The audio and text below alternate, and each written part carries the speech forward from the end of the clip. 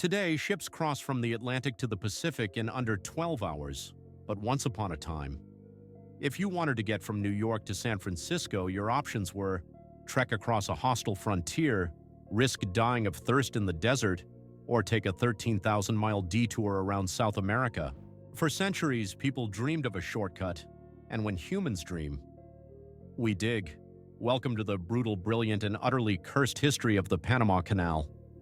The first guy to seriously think about cutting a canal through Panama? King Charles V of Spain, way back in 1534. But with no modern tools, the idea was pure fantasy. So the Spanish took the next best approach. They just built a road and forced thousands of enslaved people to drag treasure across it. Efficient? Not really. Cruel? Absolutely.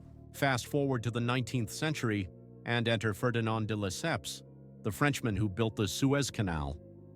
Confident after that success, he looked at Panama and thought, how hard could it be? The answer? Very. The French had no idea what they were up against. The terrain was brutal.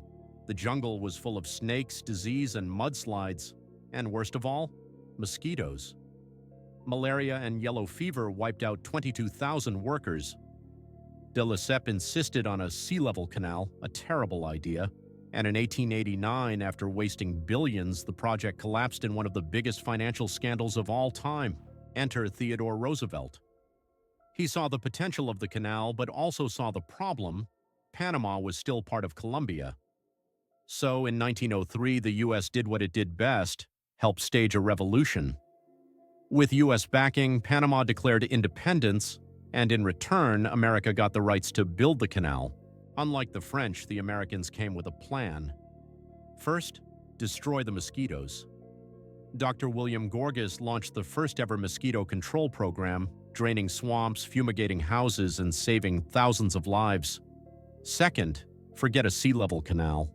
Instead, they built the world's biggest locks to lift ships over the mountains. After 10 years, 375 million and thousands of lives, the Panama Canal opened in 1914, ironically just in time for World War I. Overnight, global trade changed forever, but history didn't end there. The canal was controlled by the U.S. for decades, until in 1999, Panama took it back. Since then, the canal has been expanded, handling ships far bigger than Teddy Roosevelt could have imagined. Today, the Panama Canal moves 6% of global trade, but what if it stopped? With rising tensions and global shipping crises, could we be heading for another canal conflict?